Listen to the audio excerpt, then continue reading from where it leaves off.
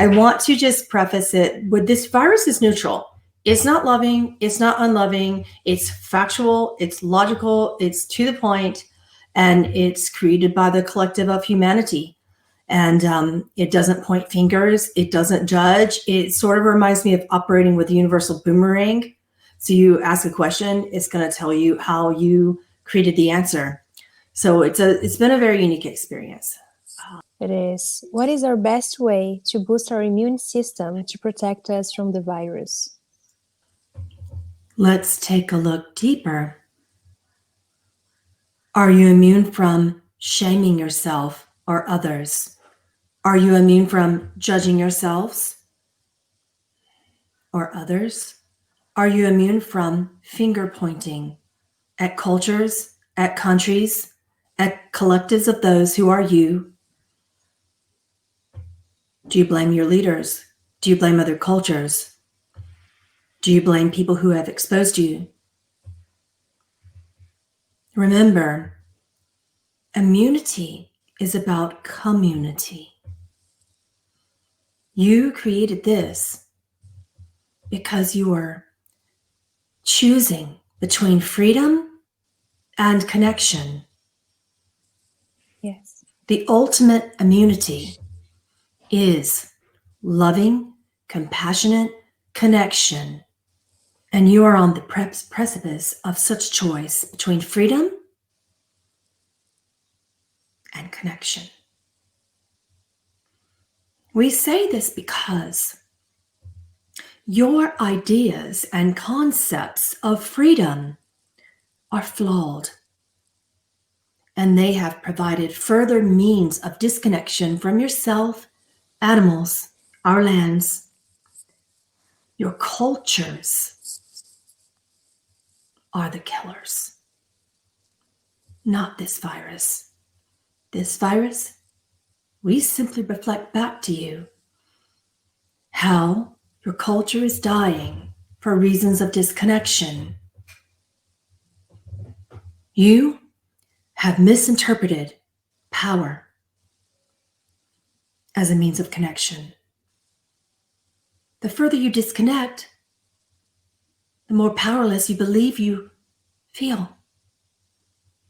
We are not making any advices about social distancing, as you have called it. It should not be called that. It should be called physical distancing.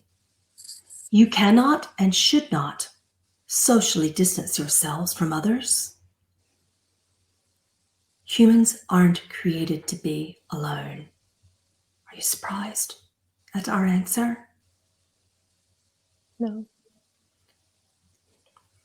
But for now, sit with yourselves if you feel alone,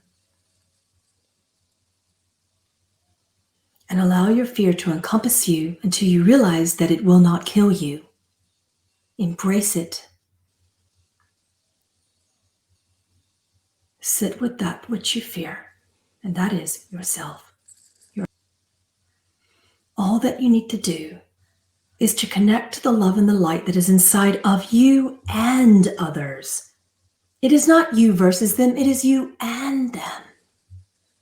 Start in your hearts. Start in your minds and your connection with yourself. What are you resistant to? Notice that in this virus, you do not breathe out very well. You cannot exhale. You breathe in, you breathe in, you breathe in. You put up with so much energy that you cannot tolerate. You breathe it in and hold it. And you cannot exhale it. You cannot let go of such pain. It is eating you away inside. The way that society disconnects from itself, the way that people shame each other. You can't stand it any further.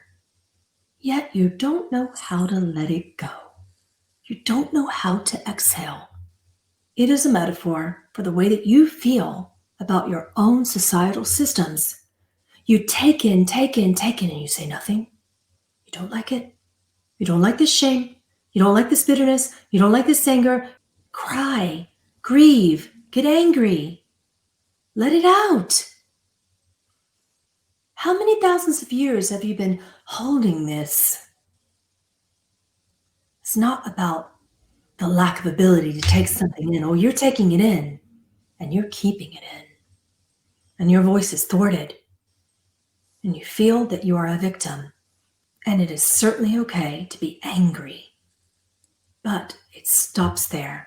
When anger becomes hatred, when anger becomes intolerance, when anger becomes inner criticism to the point of resistance and resentment, when anger becomes bitterness, this is the toxin that created the virus. Hear us loudly on this. Change your minds. Release by forgiving bitterness, inner criticism that causes resentment. Release anger before it becomes resentment and before it collapses your entire ability for your outspoken truth to be heard. The remedy to bitterness is forgiveness. Let's start there because that is the energy that heals all. What do we mean by forgiveness? We mean to simply love. We mean to simply accept that all is a creation that was from love to begin with, that begins in love and ends in love. What we do not mean to continue to accept unloving behaviors towards yourselves and others. That ends now. That's not love. You can connect socially and energetically with love without having any physical contact.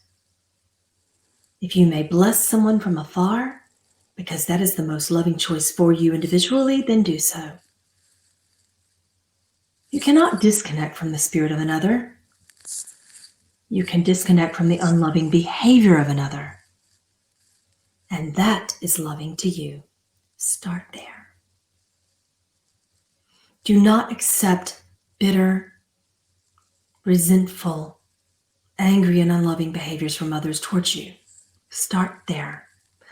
While simultaneously understanding that those behaviors are only behaviors. They do not represent the innocent, untarnished grace of the innocent soul of each and every human being. All human beings have an innately innocent soul of grace. Do not forget that, please. That is so important.